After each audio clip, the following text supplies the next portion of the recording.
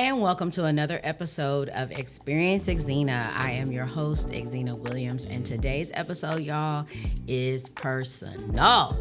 We're talking about friendships, mental health, grief, and those unspoken words and those unspoken truths that sometimes we carry by ourselves. But in this case, sometimes you may have to carry those with somebody else.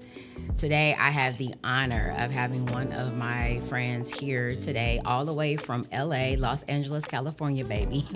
We have Morgan Johnson. Now, me and this girl have went through the most. We have cried, we have grown, and we even separated. But through all of that, today we are about to have a conversation with the words that maybe we should have spoken to each other, but just didn't know how to say it. So if you guys are ready for this episode, let's just go ahead and dive right on into it.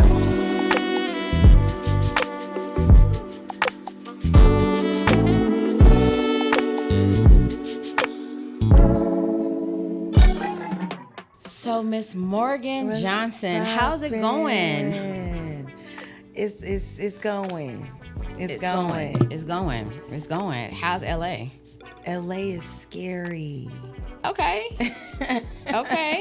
LA is really scary. It's not what you thought it would be,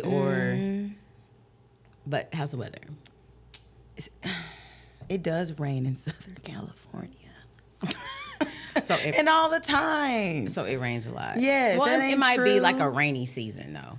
I don't know, but it rains. Okay. We had floods. Okay. I had a fire. Okay. Went through my first fire. Okay, how was that? Traumatic. Traumatic. We were running like little rats. I cannot. In a town that was on fire. Wow. It was something I had never seen. You see it in the movies, but to be in the chaoticness of gridlockness and you couldn't get out because people were running for their lives. I was petrified. Wow. So you were like there, like in the midst. Yes, I was. Gotcha.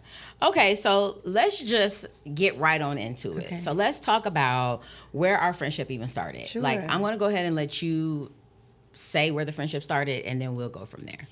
Okay. Xena and I met at Indigo.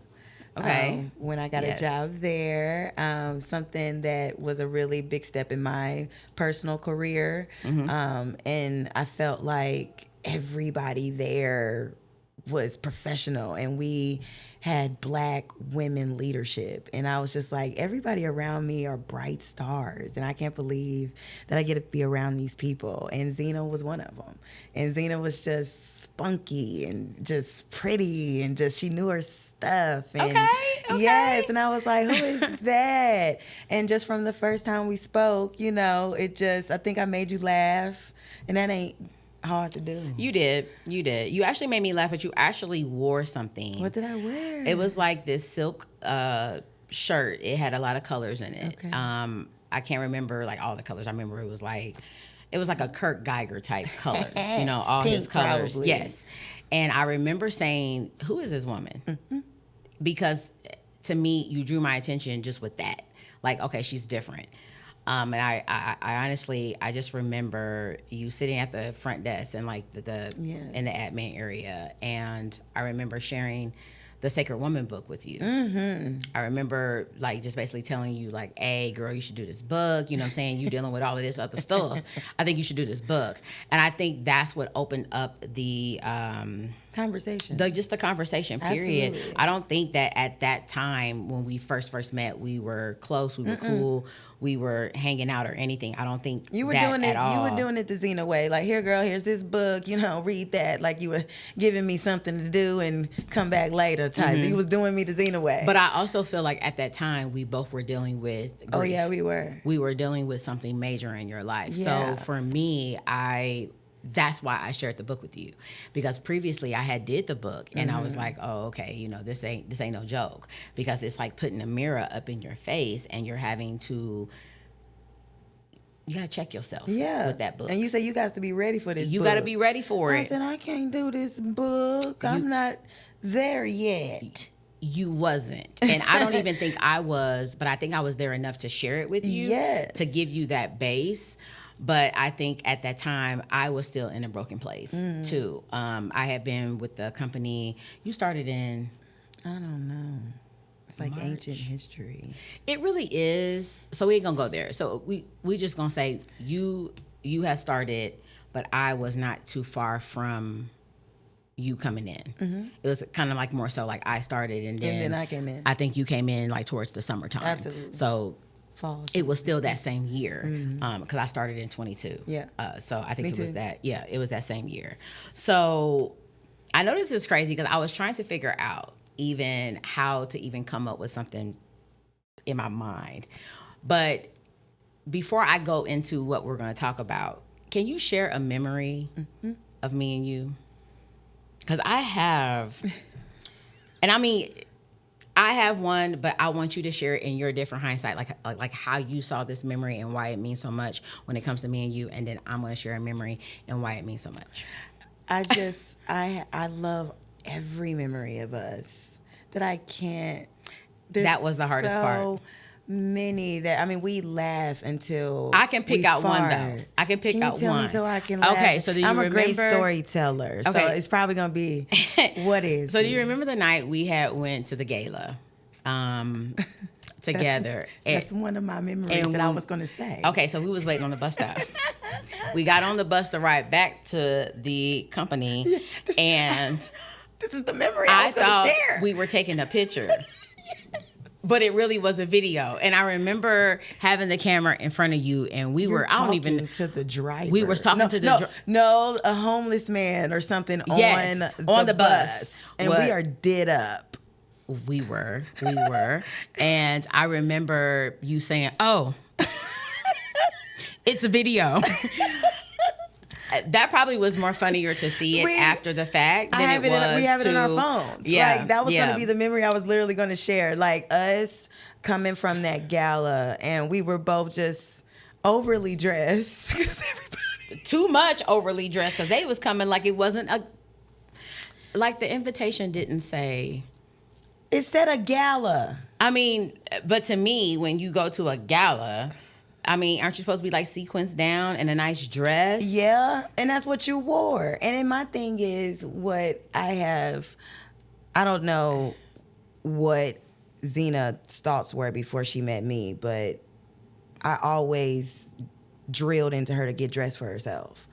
It is something that I do on a daily, right? Like, I could care less what anybody thinks about what I'm wearing or what I have on. It's not on them. So it's like it shouldn't hurt you at all. And I don't care if it gets on your nerves. But if you're going to tell me that we're going to a gala, now I'm getting dressed. And everybody left work, and I don't think we was overdressed. I don't think we were overdressed. I think we were dressed enough, but We were the bomb, and I loved us twirling and giggling. It's one of my favorite videos in the middle of the street of the circle. we were for no damn reason. And I was like, but what we were saying was, because we were did up so fine. We was the bomb, and we was running, and everybody was looking at us. And she was like, Zena said, "Where we going?" I said, "We going to the bus stop." Because, baby, we work for Indigo. We are highly paid and favored. And we are at the top leaving this gala. Yes. And we're going to the bus stop. Yes. I love that remember memory. that. Yeah. I mean, but all the memories that we did do something, I do.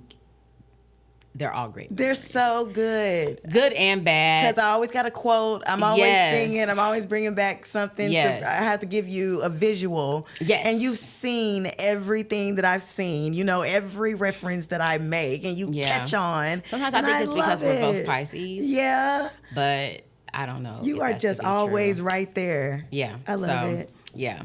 So, so I remember after I had met you, like I said, we wasn't as close at the time, and you had lost somebody very, very special to you. So I want you, let's talk about it. Sure. Now, I know that this may be a touchy topic for you, but I also know that this is helping somebody else. Okay. So what was it like to lose the first man that you ever loved? It is crushing. Okay. It is. And How are you doing now with that? It is on the back burner because I have gone after something that I promised the two of us I would do. Okay. But I was gonna go see him before I got here, but the traffic towards Louisville, I couldn't. I'll loop back around, but I'm okay. I mean, he is in the forefront of my mind every day. I mean, he reminds me every day of what I would want moving forward, and if I didn't have it, then I'm okay with living with his memory of love for the rest of my life. Because if my loins don't shiver, if I don't have the same type of reciprocation, and it was not perfect by any means, but to know that a man loved me back that I just have not experienced since or before, I'm okay with loving him forever. And I love that for you. I remember when everything happened, I remember you being so overly just like in another world. And I think at the time I couldn't help you because I had never experienced that. But then the more I began to think about it and the more that I have grew, that we have all experienced that grief in a relationship and losing someone that we truly love, whether in the physical or whether just by separation. But that physical is a totally different. Is probably a totally different absolutely thing. Like to know you can never pick up the phone again, kiss, hug, or that type of unconditional love that you have with this person. Now I know I don't wish it on anyone. Yeah, but I know you're in a good place now. But at the time, what was it that you were experiencing? Anger for sure, because by the time he passed away, he was the 19th person that I had lost between 2020 and 2022 since my grandmother passed. And my grandmother's loss was an amazingly huge loss that everybody knew that it would be for me. I have a horrible history of missing those last breaths, or them slipping through my fingers, and it tears me to pieces. COVID was the reason for my grandmother. So, and it's like after my grandmother, we just had loss after loss after loss. And then 2 years later, here he is. Like I felt like with my grandmother, I was punched in my stomach, right? And I was leaning over. And as I was trying to come up from being punched in the stomach from that, I was uppercutted with John. And I fell on my back. And I lost my breath, lost my everything. Like I'm still I'm on my knees at this point. I'm not even standing up. I'm just barely on my knees trying to get back up from that loss alone. And from him, I've had even more. But those two are the most major that I am still trying to manage. Okay. So like, how people say, like, you need to get over it. Oh yeah, that's never going to happen. It's never. I'm always going to carry them with me. I could be 60, 80 years old. I'm going to be speaking those names. My grandmother is going to be on my chest seeing the same things that I'm seeing for the rest of my life. Because my people matter to me. I don't know about anybody else, but my people matter to me. You know what I mean? If you enter into my life and we have that bond, me and you, I want you forever. And if, these are my people, my grandmother, someone that I loved unconditionally, I wanted to live my life with. I wanted to have his children, and to know that I will never be able to do that again with him or have that opportunity is, a terrible loss that will never be filled. Yeah.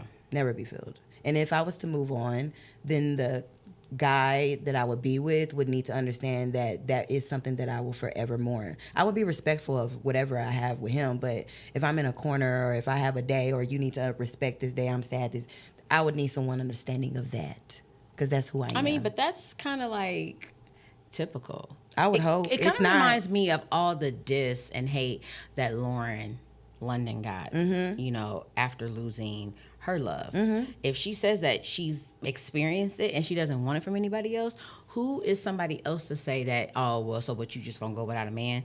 I don't really necessarily think that it's going without a man. It's just that you've experienced that love and you want that And you particular genuinely love want for yourself. that in general. And I mean, I had moved on from him, and he had moved on too, you know. But in his sick days, you know, we had words that needed to be said, and to know that it would have been me, I would hate to say, you know, never to hurt anyone else, you know, but to know that he was my love, and that was just, it's just gone. I will never be able to hug him again. I hug him in my dreams all the time, in my thoughts all the time.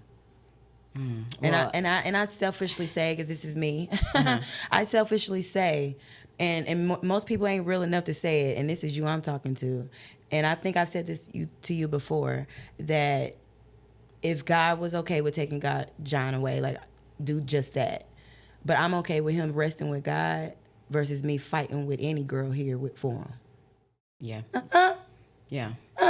I'm okay with him resting. You know what I mean? Because the fight with him here was just terrible. He was too faint. You know? But I would rather, for the rest of my life, know that I wouldn't have to fight with anybody else to have him. That he is resting with the Lord, and I could never fight with him. Wow. So emotionally, you spoke on all your feelings. Now, physically, what did that death do to you physically? I lost so much weight in depression. Let's talk about it. I went my entire teens and early 20s without drinking or smoking. Okay. I was the life of the party. Still am. But I didn't need it. Like, you know what I mean? Like, I'm the storyteller. I wanted to tell everybody what happened at the end of the night. I'm going to get everybody home safe. You know, I'm like, I was that girl in the streets of Atlanta, you know, so, but they were doing all that stuff, which is, you know, I had my judgments. I hated that they did it, but, and I guess I didn't understand that maybe they were going through something early in their life that I hadn't yet. Right. To maybe want to do those things. But once my grandmother got sick and I started smoking marijuana, the weight went with it.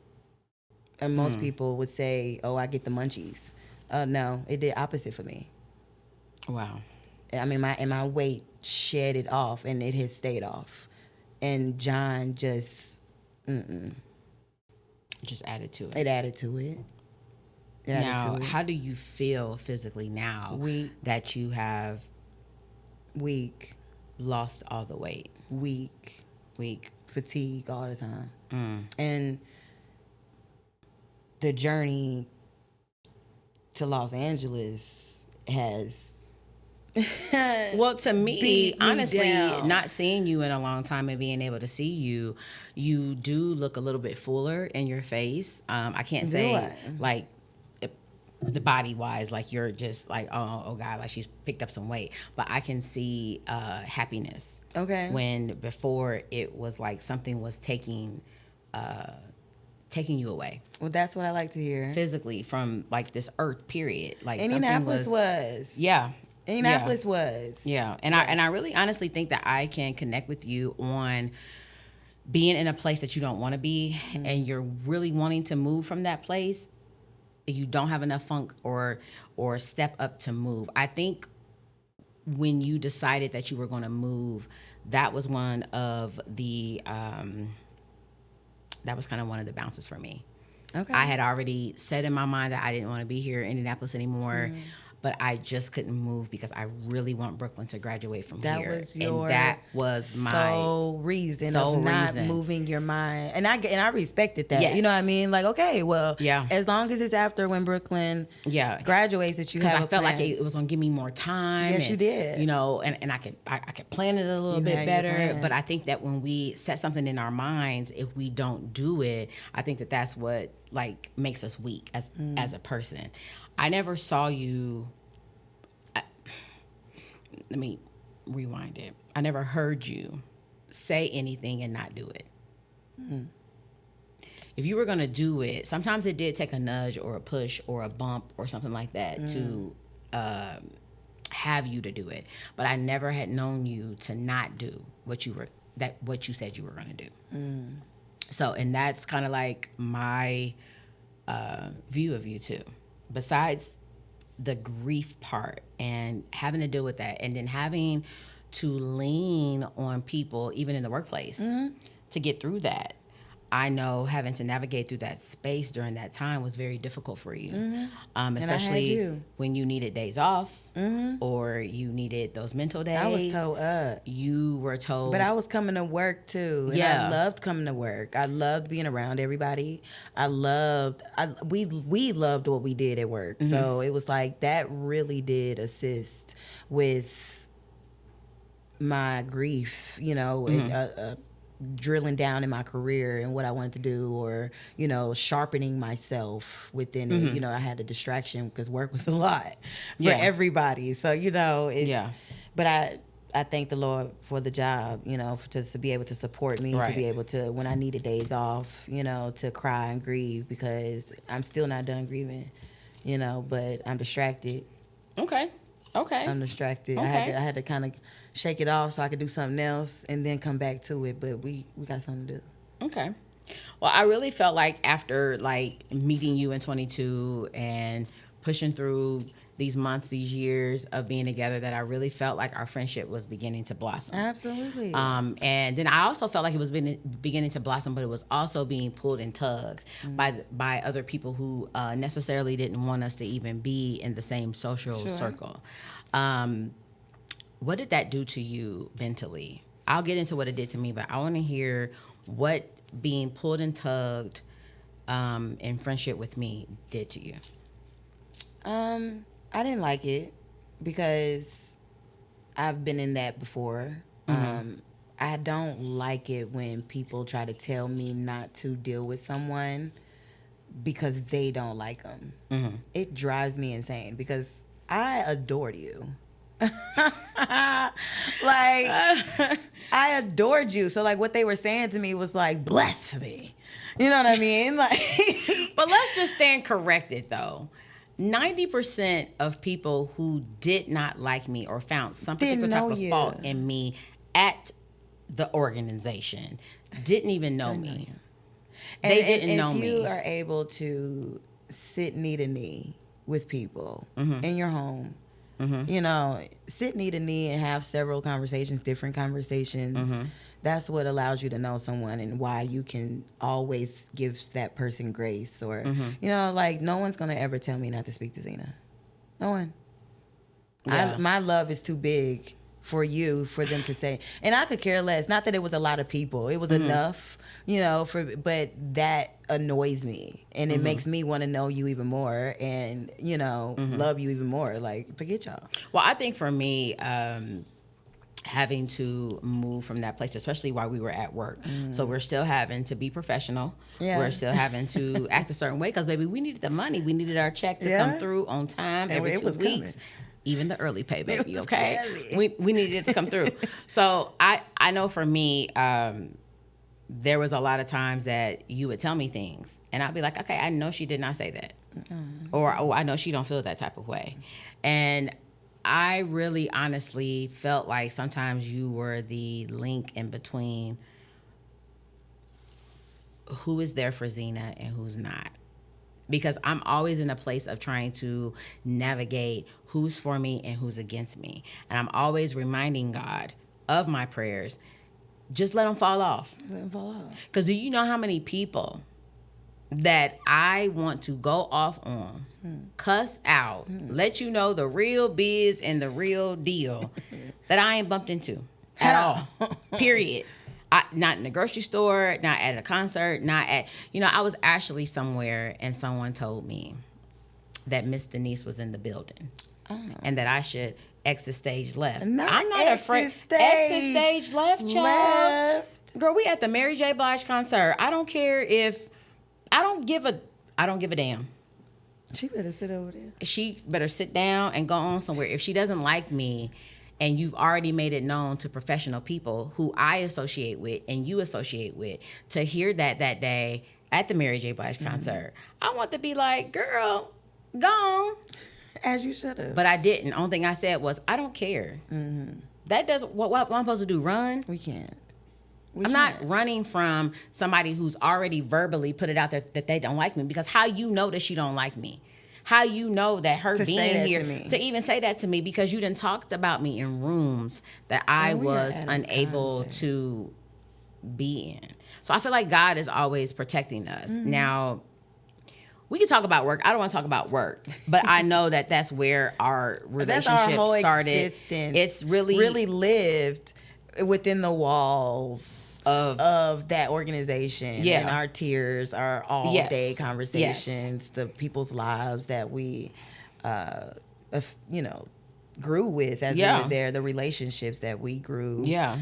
Like, it is what it is. it is what it is. It is. So, were there moments that you remember just with me and you that you felt misunderstood, or All the time.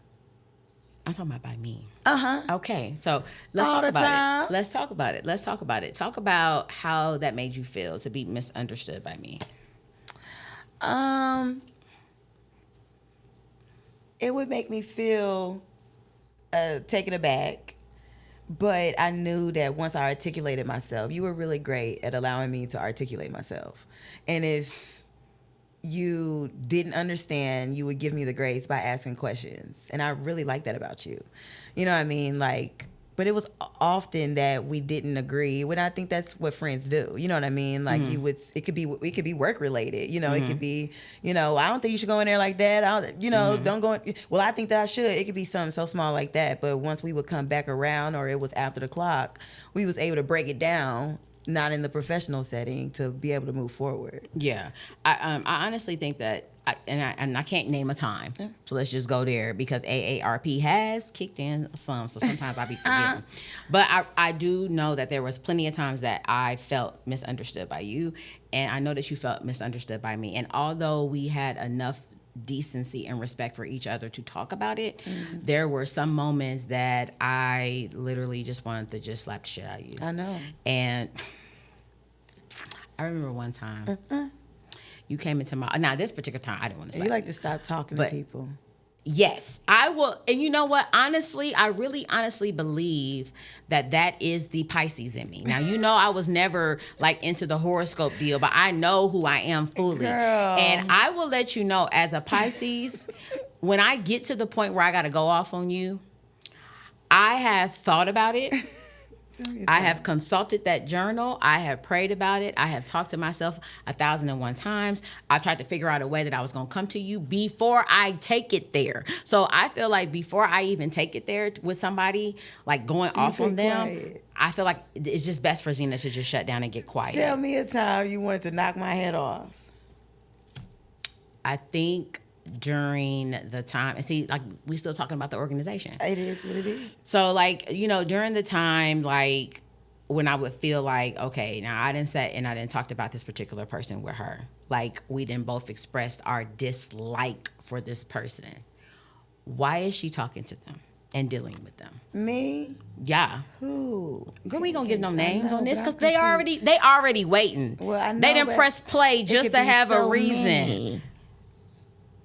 You know the conversations we've had? Okay, so just all of y'all be mad. For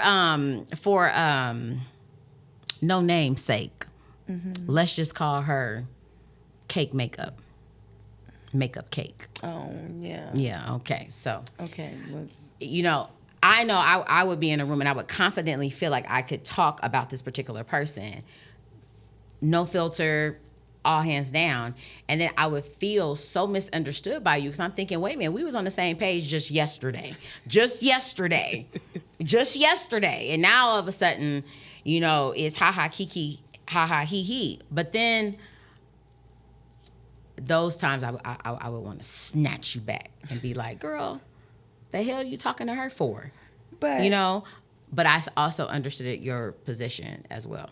My position, but that's me growing too as a person, because I wouldn't normally, be kikiing in somebody's face that I don't care for, or, that whatever, but growing in your career, growing as a person, growing as a woman, turning 35, turning 36, and needing your job, and walking around an establishment where I held a really high position, I will never forget the previous former CEO telling me that I was a volt and that I needed to carry myself as if I was what I was to her office, and that I needed to, protect that. And I needed to be able to touch lives. I needed to be able to change my own personality, or, bite my own tongue to people that I would never be able to do that to if I was 13, 14, 25 years old.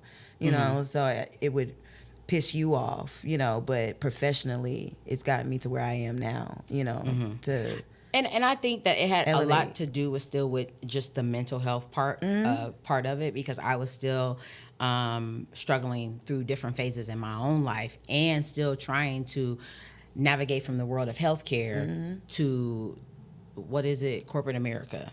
And that organization really hurt a lot of people's mental health. Like It did. It affected a lot of people. A lot of people, really express, grievances outside of that place, and us in particular, the things that you have to say to me or me say to you, Honestly, like when it comes to like the mental health portion of it all, I think getting told that my position was no longer a business need for the organization, that really messed me up. And I really honestly think that if I did not go to the NFL draft the same day, like left the same day to go, after they had told me that I was let go, if I didn't go on that trip, I would probably be jacked up right now. I would not be in the mental state that I am in now. Now I am more focused. I'm so centered on my dreams. You would think that a person like me, oh my God, Zena's out looking for a job, haven't filled out an application. And the applications that I did fill out, I knew within my heart I shouldn't be doing this because this is not what God wants me to do. When you ask God for something, you better be specific on what you ask, because he will give it to you. It was already given to me. This is what I'm doing. This is just the beginning. This is just the bread hitting the plate. This ain't even the peanut butter and jelly on the sandwich yet. We ain't smashed it, we ain't cut it, we ain't served it, nothing. We literally just took the paper plate out the cabinet and put it on there and took out the bread. That's it. So this is not even the start of what I'm doing. And I really feel like the more that I talked about it, the more that I was pushed back, because people would try to alter my dreams, tell me what was befitting, what was good, what wasn't good, what I should do, how I should do it. And I really felt like you wasn't the savior of it. But as far as my mental health, it really honestly didn't affect me as bad as people think that it did. So I'm happy that I was able to do this particular episode with you, because mind you, you called me last week. Yeah. And I literally was like, hey, we should just talk about this on the show. So I had a week and some change to prepare for this, okay? Now, mind you, even during this, I'm working on a huge project that I'm about to launch. So I was like, okay, how am I going to work on this project but still get this podcast done? What am I going to talk about? And I think for me, it wasn't just the friendship. It was the mental health part of everything. Now, the grief plays a factor in it, and I appreciate you opening up about John, because I know at the time, like if this was 2 years ago, this probably wouldn't even have been an easy conversation for you, and you probably wouldn't have opened up about it. So I appreciate that, because a lot of people are dealing with grief. But when it comes to mental health, what people think is really not probably happening in a lot of people's lives. Oh, yeah, no. And I really wanted to go off that day. The day that I was let go. I really did. I wanted to... Well, can we talk about that day? Can I give my opinion? What you want to talk about? Because I feel like, and this could just be me, but I feel like you late to the party. I was your cheerleader this time last year. I still am. I was telling you then to do it, to get out, to stand up. We need to stand up. I was rallying with you to rally with me. I think you late to the party. I mean, yeah, you're right on time.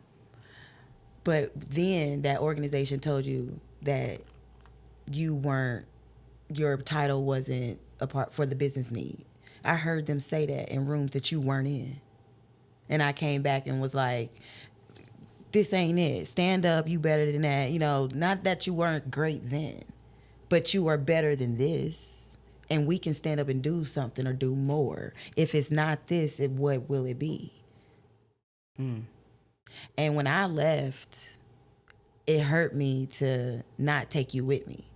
Like, I felt like I left so many people behind when I left. And you were at the top of the list. And then for me to get the news and to hear everything else that went on, it crushed me. It crushed me because I was like, I wanted her to get out before they did this. But they did it. They did. And we can't take it back. No. The only thing I can do is show up to the party. Absolutely. Although you say I'm late to the party. Girl, the color of my skin gives me a free pass. So I'm right on time. And you better be dressed. Hey. You best be dressed. Hey. Let's talk about it, okay? Come on in here and sit down. Okay, yeah. I might be late, but you know what? I got a little buzz because I stopped at the liquor. Look, I stopped at Big Reds before I came. But look what you got at the party. A lot of people's party ain't looking like this. Hey, look at you though. This is exactly what I wanted for you. Okay. I'm going to show up late, too. I'm showing up with Zena showing up. So here I am. Whenever she show up, I'm coming. First of all, we was never late getting to anything. I think we was too early, girl. We would get there and wouldn't nobody be there. But you know what? We had enough time to get hors d'oeuvres and all of that. But I appreciate you saying that. Absolutely. And I really honestly believe that the more that I grow and the more that people get to really honestly get to know me, that I'm a realist and I try my best to just come from a real place of transparency. Mm-hmm. And although maybe I should have left when you said it, I just really felt like you were not ready though. That time wasn't ready. But I will tell you when it was. And you were strong in that. But I will tell you when it was though. So I might not have been strong in it when you said it. No, you were strong in it but I respected your ground. You know what I mean? Like I respected not being ready to do something. You know what I mean? And I always want to move when God tells me to move. And you've always said that. I wanted to move when God said to move. And let me tell you what happened. When I went out on medical leave in October, so I was out October, November, and December. So I came back really straight up at the end of the year. I'm talking about the day after Christmas is when I walked back into that organization. And I remember it clear as day. Can't nobody tell me that I wasn't in this place. Mm-hmm. But I opened up my office door and I walked in and literally I heard, you're not going to be here that long. Mm. You might as well just get to packing up your stuff. I remember that day. I remember looking around at all of the stuff I have, right? And I'm like, I don't know how I'm going to get this stuff out of here. And I don't know what you're talking about, God. I remember. But you've done that several times. Every single day felt like he would scream at you and say, "You know how you used to get in trouble from your mama, and she used to be yelling from the other room, yes. And you know you got to walk past her. So when you walk, and this is like in the ghetto homes, okay? We talking about not in the." I was raised with a silver spoon in my mouth, Miss Hawkins. We talking about the slums. You walk past and you know you gonna get hit. Mm-hmm. I'm talking about that black mama hit, that push.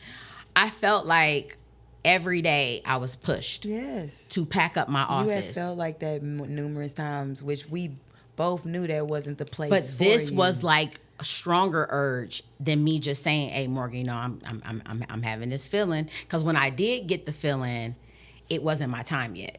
It was not my time yet. Say that too. But I'm just going to be ready though. Yeah, like I just want to be ready. Yes, you were always in that place. I promise you, Morgan, when I felt the nudge, when I felt the huge pull, that's when I just began to just write the plan out. Mm. And I still have it, and I'm probably going to share it. But it was a prayer that I wrote, and I clearly asked God to take me away from there. So I asked for this. So although I'm late to the party, I feel like I'm right on time for the party because I asked God for exactly what it was that I wanted. So the scripture that says write it down and make it clear, like write it out plain and make it clear, is so true in my life right now, because if I really want something, I'm going to write it down and I'm going to give it to God. Yeah. A lot of times we are so quick to want to talk about our problems and talk about different things with everybody else, but we don't necessarily give it to God. And I'm learning in this right here is just to really give it to him. I definitely respect and understand that. Like, and again, another reason why I love you, because you are so steady, grounded in what you feel until you are comfortable in it. And I love that, because I just jumped off the curb with my hands up in the air. You did. But I just said, but I admire you for jumping off just like you did, because we've all had our jump off moments. Everybody had a moment where they jumped off, but you really jumped off. I really jumped off like the you curb. Did. Like you left. Like a thief in the night. I felt like I had to. And everything that you've given me, I still have. Good. So it's a reminder. Good. When I go and pick up out a blanket. Yes, good. I mean, I had to. My Kurt Geiger purse, even though all the things. Brooklyn likes it, and I have to leave little trails of me. You did. I was here. You did. Well, it is time for Experience Exena. This is the time in my show where I give the microphone to the guests to allow them to either ask me something, have me do something. And this is like a fun segment where people get to know me a little bit more and know that I'm just not a host of a podcast, that I'm a human being. So what you got for me, Morgan? Yes, I thought about it, and as I drove over here, and I was like, what is it that I want from Xena? And I guess what I would want to say and would want you to do is to jump off the curb. I want you to jump off the curb in whatever dream that it is. If it is this, do just that. Put everything into that, all resources into that. If it is something else, do that. But do not allow Indianapolis to be the reason why you do not grow out this goddamn concrete. It is concrete here. And every day that I see something beautiful, I think of you. And I think of everybody else and what more you all could have too if you would just step off the curb. So step off the curb? Do it. If I could push you in your back, I would. Not with them Cowboy Carters. I would with these. Not with the Beyonce Cowboy Carters, boo. And I would be like, it's so scary. But if that means contacting that media people over there, contact them. If this is Exena, I know. I love that name. They need to be saying it. I want you to step off the curb and be reaching out to the whoever's you need to be reaching out to. Not just here. Somewhere else. Be flown out. Be heard. Be seen. There is so much more outside of Indianapolis. Now that I do know. You may have to go get it, but I felt like Indianapolis would not produce who I wanted to be as a woman. It wouldn't. Whether it be pictures, being known, just having something to say, or whatever the case may be, Indianapolis would never give it to me. It's too saturated and everybody too hungry for the same thing. And yes, Los Angeles is something different, but that's not why I'm in Los Angeles. And also, Indianapolis is very judgy. There's no free-spirited minds. Everybody is comfortable and miserable. I call it comfortable misery. What do I call it? Comfortable miseryality. Mm-hmm. Everybody is to me. Well, I just want you to know that while you in LA, to stay away from my baby daddy. Stay away from Kendrick. Who was that? Kendrick. I did go to and it probably was the bomb. Nope, let's talk about it. I thought I was doing my thing, and he was having that free concert in Watts. Okay. And SZA had came out and stuff, and I thought I was about to do my thing. Girl, I get Girl, first of all, they are packed in there like rats. Them apartments, all of them was low to the ground. Every man was taller than the roof. Everybody had guns. You couldn't walk because the streets were this tight and the cars were. Girl, then the concert was in the courtyard of this hood. Okay, I'm by myself. I'm looking like this with black on. I think I had red lip or something. Girl, I very dangerous. Wow. Very dangerous environment. Kendrick can have it. SZA can have whoever was there. It was not a tourist concert. It was definitely for that hood. Like if you weren't here, you should not have been. I had to leave before dark. Gotcha. Because I wouldn't have made it back to the car. Somebody probably would have told me to go left and I should have went straight and I would have ended up in somebody's house. Like forget Kendrick and his hood. She didn't mean it, baby. She did not mean it. I paid money. She did not mean it, baby. It's they was dangerous. Okay. Well, you know what? Ain't nothing wrong with a dangerous man. Ain't nothing It ain't, wrong but with them. not by myself. Okay. So let's really talk about it now. What are we talking about? So, what was the moment or reason that our friendship fell apart? Let's talk about it. Let's let the people know. And I want to start because I'm not even going to reference this towards you. I'm going to say how it felt to not, and I still haven't talked to her really on the phone. Okay. We've texted, but how it felt to be shut down by who I consider to be my best friend. And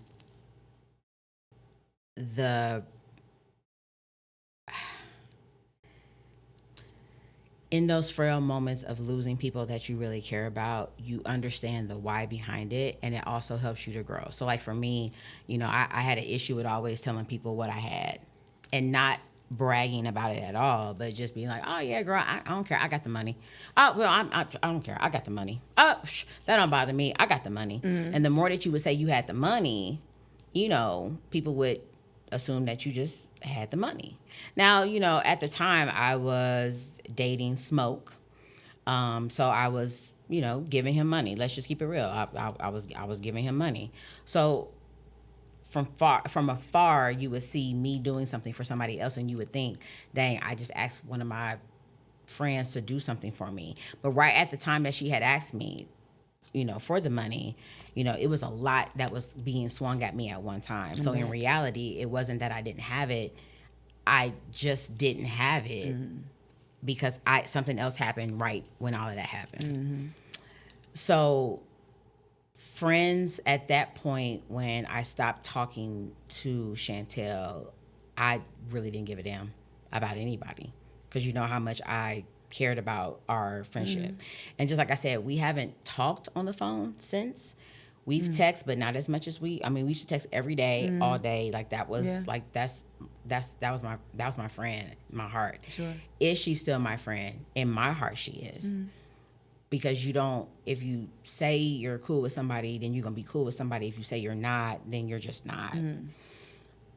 I think with that, when this happened, when we fell off, when I just got so mad, I was like, fuck having friends. I don't care about female friends anymore. All y'all can just go to hell. Is how I felt. Now, mind you, I think that the friendship fell off. Let's just start off with the real, true basis of it. I think it was probably miscommunication. But I also know that Blondie said some things to me, to you, or about you that you said about me. And I think it was a lot of back and forth. But at the time, like I said, I still needed my job. Mm-hmm. And I really, honestly, in that moment was like, fuck her. I don't give a damn. I'm not talking to her. I'm cutting her off cold turkey.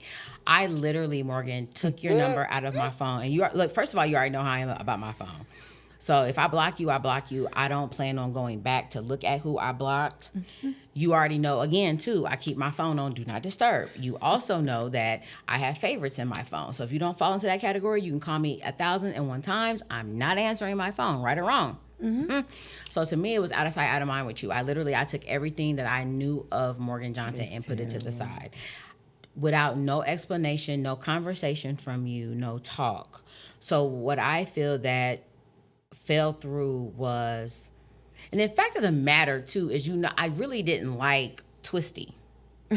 I really didn't like her. So you have no reason to be saying anything to me, about me, nothing. So with your name being, with my name coming out of your mouth, I was really just like, oh, one and done. It ain't gonna take rocket science this time. I don't need no, I'm done.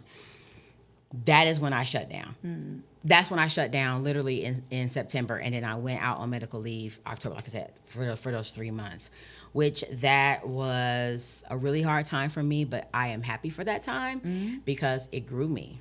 It matured me. I believe you. So what is the moment or reason why you feel like our friendship fell off? I feel like it was for those same reasons. But I feel like a real true friend understands who you are, right? Like, you've done this before, and I've told you before that I wanted you forever in my life. Like, you can be mad. Be mad. You and throwing a fit. I was. I know, and that's, and me saying that to you is not negating however it was that you felt, but that's me saying, do what you need to do, but I'm gonna show back up eventually. And you did. And you're gonna be in my life. Like, you know what I mean? Like, I'm real selfish that way. Like, you know what I mean? Like, I don't know what happened.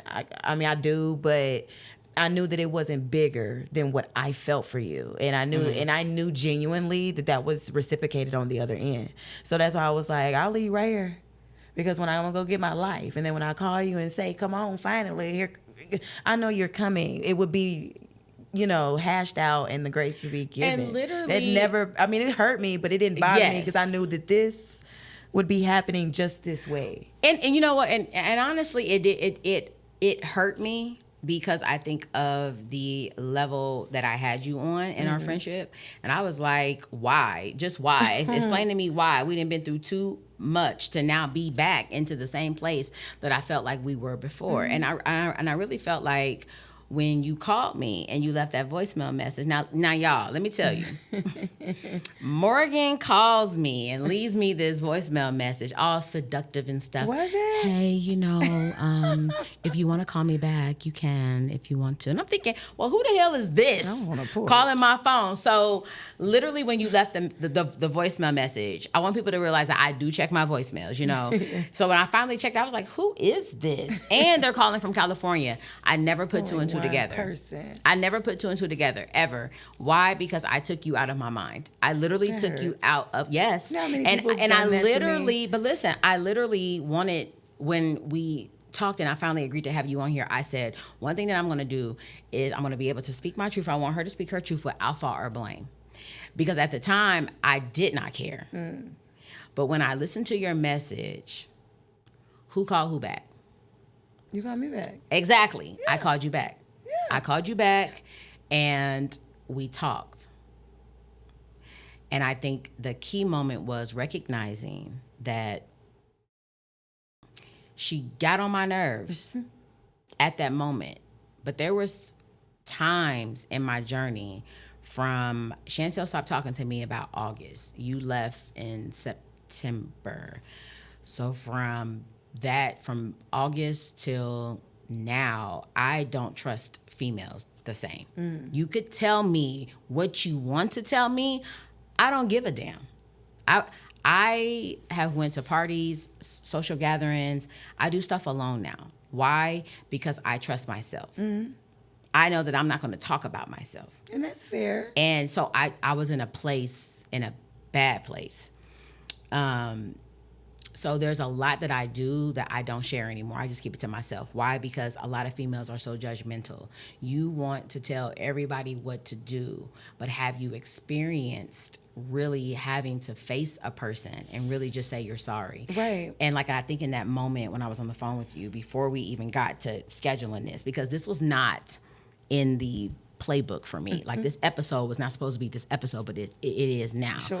And I honestly think that having you here was going to be an eye-opener for me and for a lot of other people, because other people need to see that, yeah, you can go through problems and have moments, but if I cannot pick up the conversation exactly where the conversation left off, then we wasn't friends. But I really think that we needed to pause and come back to a place. Now, I'm not saying that it's not going to, oh yeah, girl, this is going to take some time, our friendship, because it's not going to take, we've already had the time. I think saying, I'm sorry, and recognizing that there was a problem and identifying it has helped us to get to this place now. Now, where we go from here, that's something different. We don't have it planned, and I really honestly like that about you when we were friends. You were so free-spirited, because when my ass wanted to go to bed... I'm up talking. And get comfy cozy, what was you doing? Up talking. Or we were somewhere having a sangria rita. Every time I have one of those at La Hacienda. They ain't gonna make them like that in Los Angeles. Oh my God, they don't? No, I haven't been. Oh God, girl, you have to try one. been. At least try it. But yeah, you were like punished a few times with your sangrias. Because I'm like, what is that? Places. Can't go to the knockoff places. Look, I'm like, what is that? That is not. They don't even look good. It don't even look convincing that it is a sangria rita. It's wrong. It's just wrong. It's just wrong. But if I can touch on the friendship aspect of you and your friend that I know that you love, that you've been friends, with a very long time, and the one friend that I had that said terrible things before I left. I have never been the type to cut anyone off. Life for me is too short with the amount of people that I lose. That and the older that I get, I refuse to keep the animosity. I genuinely love that friend. Me personally, my own self as an individual, love and adore her and want her in my life for a very long time. And because I feel that way, I can't allow any anger or anybody else who doesn't like her around me to shatter that or puncture it. Because it's individually for me. Right? Like, it's for no one else. If I have to keep her to myself, go to the movies with her by myself, don't, keep our picture, that's what I'll do for myself. But I'm never going to be afraid of saying, I love her and I want her in my life. So you have to understand who these people are and wanting to do life with them. Like, I really feel like that friend is your friend. And you, again, like just like with now, you're gonna come back. When you were mad, you were mad. I was irritated and I was more sad. But I knew that eventually I would knock on your door and I would hug you. I knew that I would never not be able to get you to answer the door. We had something stronger than that. But now there are people that I've put into certain sections and stuff like that. Of course, we all do.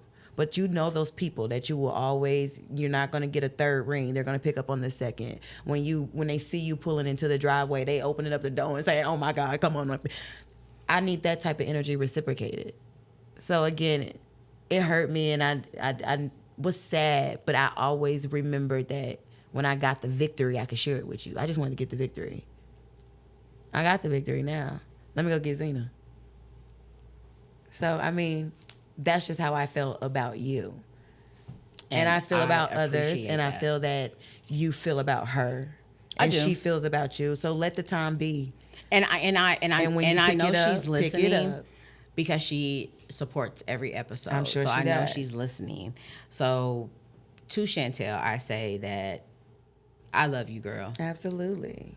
And yep, I'm waiting on your light-skinned ass to get it, whatever, for that moment. Because not hearing your voice or not being able to talk to you, it does bother me. But at the end of the day, I know that we needed the space, but we also need to talk it out. Because I really honestly feel like a lot of times people have these friendships and they're not authentic. I'm the type of person that is now. You know that there's been a few people that I didn't say it. Nah, I ain't messing with her, and I will not. I will not. I will not. And I even think that I said that about you. Mm-hmm. I think I said, no, I'm done with her. How many times you said that? Lots. Because you get mad all the time. But again, that's me accepting you for who you are, right? Like, I accept that of you. She is throwing a fit. And I don't ever want to belittle your feelings to a fit, but I say that because the relationship is bigger. Mm-hmm. It's bigger. Let her have her little fit.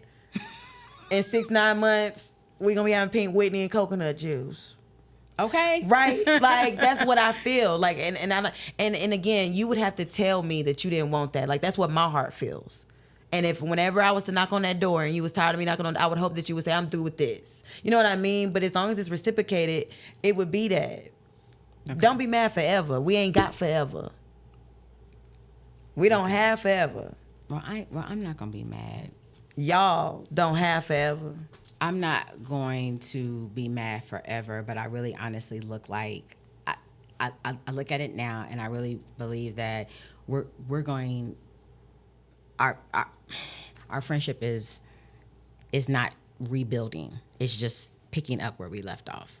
Because really, honestly, Morgan, healing for me, it doesn't look happy all the time. What do you mean? And you know how people be like, I'm about to heal, and they feel like it's just gonna be all good. Sometimes I have to be in quiet moments, and sometimes my healing doesn't look loud. Like, you won't see it. You won't know that I'm dealing with something. I try not to look like what I've been through. I try to say, okay, I'm going through some things, but then I don't want to, as you would say, overshare. I don't want to overshare those things with people, because then I don't trust you. I don't trust you with the information to know what you're going to do. Not even just one. Person? Not even just one. Person. God. Well, see, like, okay, let's take me for instance. I have a friend named Daisha. She's been my friend since before my son was born. She's a few years older than me. I think she's around your age. Has a whole family. She lives in Atlanta. And she has talked to me almost every day for the last 16, 17 years. There's no way that I would have gotten through this 6 months of my life without speaking to her every single day, all day. There's no way. There are people in my life that I need to talk to. But when you feel as though your information, and I'm still, like I said, I'm still in a place of healing, especially when it comes to my business, and especially with oversharing. So I have learned in my journey that you're just not the person that I want to share it with. But you have to learn eventually who those people are. Like I said, I've been with her a long time, right?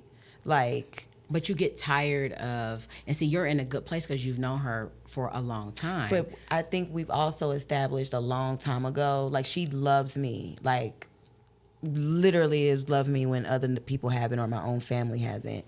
And she totally understands that I am afraid of doing my life alone. Walking alone, regardless if it was with a man, a dog, a son, or whatever, a friend. I just don't want to do it alone. Somebody sit with me. And she has just always loved that and respected me enough to want to sit with me through every single thing that I'm going through. And it's the same with her. Like, I know every single aspect. If something was to happen to me, she would be able to give you every rundown of a code, an address, a phone number, and a location. Because I'm talking to her like that. And that's a messed up place for me to be then. If you have that, that's great. I feel as though I have it, but I'm very selective now. Very selective. And of course you would want to. And I'm so selective in what I tell people that even when people think that I'm telling my business when I'm making a post or doing something like that, it's really not, baby. You ain't even cracked the mold because you don't know. You think you know. Oh, you have no idea. This is just like they never know. They assume so terribly. Yes. You know, and if they was to know what this 6 months even looked like. Yeah. Of what it entailed, and then it would be different. I really honestly think, just like I said, I have that. I just have came to a place and it really all started in August when I had that spit for spat, when Blondie told Twisty and Twisty told you all of that. I literally was like, I am not oversharing. I'm not sharing nothing. I'm done. I'm done. And then, like I said, Chantel exit stage left, and everything just went to where I was like, forget it. So I'm just in a different place now, but that doesn't mean that I don't love authentically. And because if I didn't, you would not be sitting here. Of course. So, and I think that I wanted you to be on the show because I knew you were going back to California. And what happened when we scheduled it? It was the day, it was the only day that you had. Right, the day And I I said, go ahead and do it. I even was scheduled to work my part-time job. That's right. But then guess what happened? They called me and told me, we don't need you. Okay. We need you for this, but we don't need you for this. I was And it like, worked out perfectly. even better. So it just, it all worked out. Here So we it are. was meant because tomorrow when you leave and you're gone, this will be that core memory. It will be. For me, I yeah. think that it's great. Los Angeles is about to change my life. It's about to change my good. son's life. And I'm we very are happy. The bomb. But I have one more question for you before Yeah. we close up. What would you tell your past self? Oh my goodness.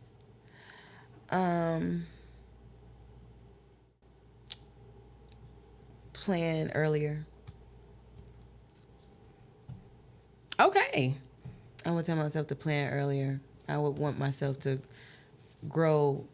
I wish that it wouldn't have taken me so long to grow into the place that I am. I wish that I was this person 10 years ago. I love that. I would tell myself to plan earlier.